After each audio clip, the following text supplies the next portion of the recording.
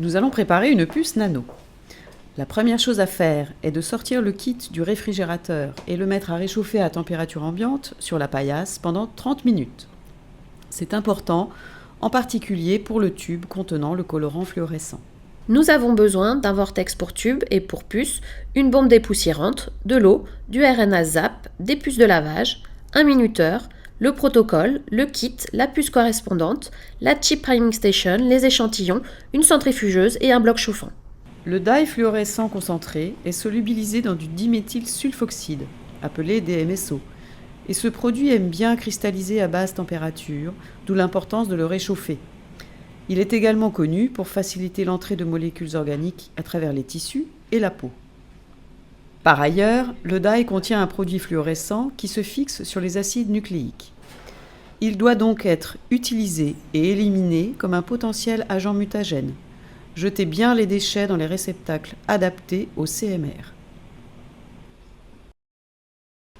À partir du moment où vous rentrez dans le laboratoire, le port d'une blouse et de gants est obligatoire, et c'est particulièrement vrai pour la réalisation de puces au bioanalyseur.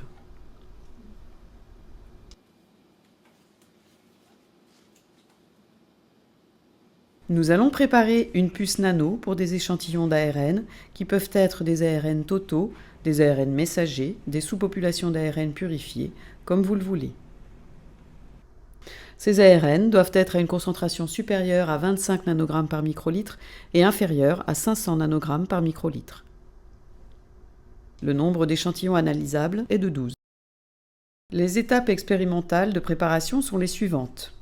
Nous l'avons déjà vu, sortez le kit 30 minutes avant de commencer. Ne bâclez pas cette étape. Vous procéderez au lavage des électrodes en quelques minutes. Il faudra ensuite rapidement dénaturer vos échantillons. Les étapes les plus longues seront la préparation du gel et du mélange gel-dye. L'étape délicate sera le chargement des capillaires. Ensuite, il suffira de déposer les échantillons et le contrôle. Le tout prend environ 1 heure. Voici le bioanalyseur. Avant toute chose, apprenez à manipuler le couvercle en douceur. En effet, il est fragile. Il comporte tout le système de migration électrique.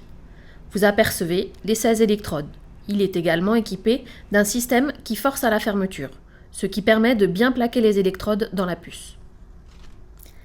Il est donc essentiel de retenir la chute du couvercle à la fermeture à l'aide des 2 mains de chaque côté. Nous vous invitons à faire l'essai lors de votre première rencontre avec le bioanalyseur. Procédons au lavage des électrodes. Pour cela, il faut remplir 2 puces de lavage, une avec du RNA ZAP, produit décontaminant contre les RNase, l'autre avec de l'eau. Le volume nécessaire mais suffisant est de 350 microlitres. Attention, pas moins, sinon les électrodes ne vont pas avoir les pieds dans l'eau et donc rester sales. Pas plus non plus, sinon la tête des électrodes va prendre l'eau et ce n'est pas bon du tout pour le passage du courant électrique. N'hésitez pas à utiliser des puces de lavage neuves. Placez la puce de lavage RNA ZAP dans l'appareil. Fermez le couvercle en douceur et attendez 1 minute.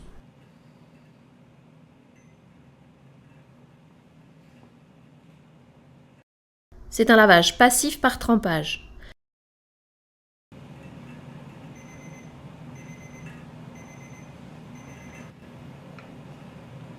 Puis vous retirez la puce RNA ZAP, vous la remplacez par la puce de lavage eau, vous fermez le couvercle, vous attendez 1 minute à nouveau. Pensez à retirer la puce eau, le bioanalyseur est prêt. Vos échantillons doivent être dénaturés. Pour cela, incubez-les pendant 2 minutes à 70 degrés, dénaturez un aliquot de 1,5 microlitres plutôt que votre précieux stock. Puis placez-les aussitôt dans la glace. Préparons le gel. Pipetez 550 microlitres du gel Matrix, le tube rouge, dans un tube à filtre fourni dans le kit.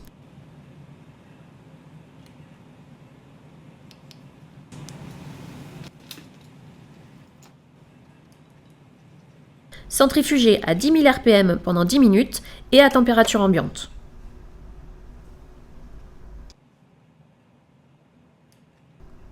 Ne pas alicoter le gel filtré, contrairement à ce qui est indiqué dans le protocole Agilent.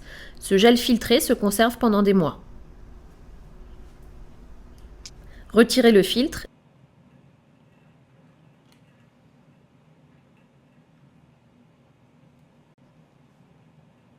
et datez le tube de gel filtré.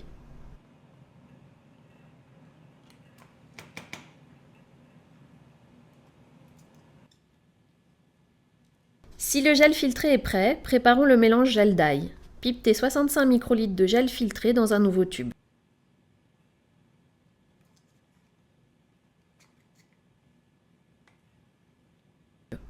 Vous réaliserez le mélange avec le d'ail dans ce tube.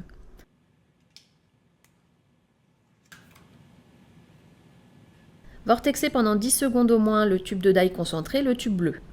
C'est très important.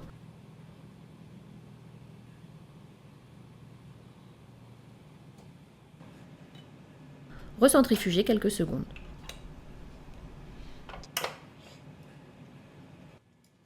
Prélevez 1 microlitre de d'ail vortexé et mettez-le dans les 65 microlitres de gel filtré.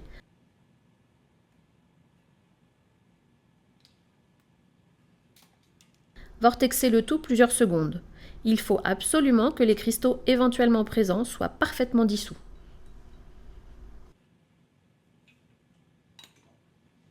Puis, centrifugez à vitesse maximale pendant 10 minutes. Ce mélange est utilisable 5 jours maximum. Après 5 jours, le d'ail se dégrade et les signaux de fluorescence deviennent trop faibles.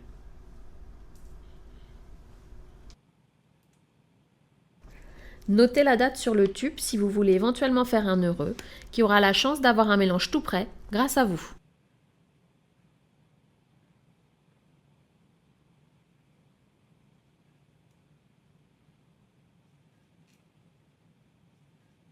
Ce tableau vous indique les durées d'utilisation selon le type de puce. Le gel se garde 6 mois, le gel d'ail 5 jours. Procédons maintenant à l'injection du mélange gel d'ail dans les capillaires de la puce. C'est l'étape la plus délicate. Nous allons utiliser la Chip Priming Station. Enlevez le bouchon de protection. Vérifiez l'état du joint.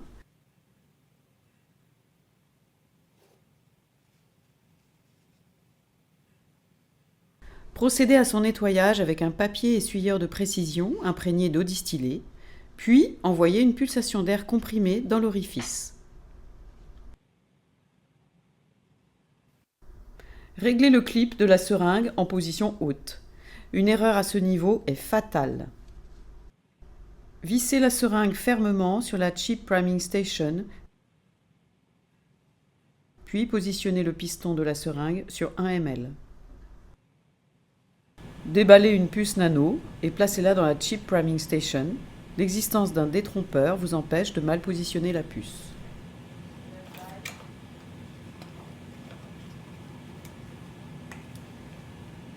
Prélevez 9 microlitres de mélange gel d'ail et déposez-les dans le puits marqué d'un G noir. Le cône peut toucher le fond du puits.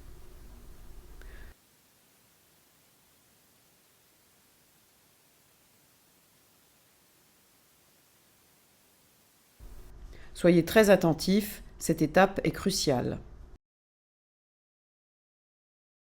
Fermez délicatement et sans à-coups la Chip Priming Station. Pressez le piston de la seringue jusqu'à ce qu'il soit retenu par le clip.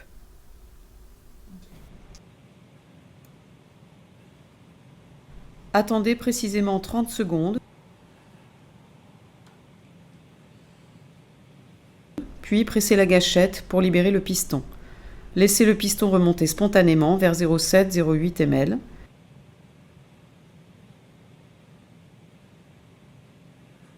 Puis ramenez-le à la main jusqu'à 1 ml. Ouvrez la Chip Priming Station. Pipetez 9 microlitres de mélange gel d'ail dans les 2 autres puits marqués d'un G. Remettez le reste de mélange dans la boîte à l'abri de la lumière.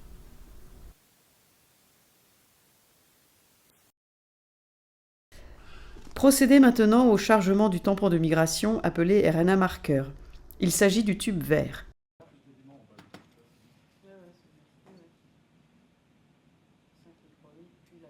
Déposez 5 microlitres dans le puits du marqueur de poids moléculaire marqué d'une petite échelle, le ladder, à ne pas confondre avec le marqueur du tube vert. Déposez ensuite 5 microlitres dans les puits des échantillons. Lorsque le puits ne contient pas d'échantillons, mettre directement 6 microlitres de tampon RNA marqueur.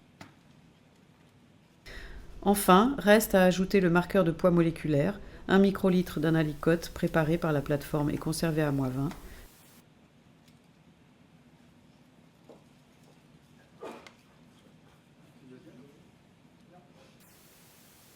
puis 1 microlitre de chaque échantillon. Placez la puce dans le vortex spécial et vortexez 1 minute à 2400 RPM.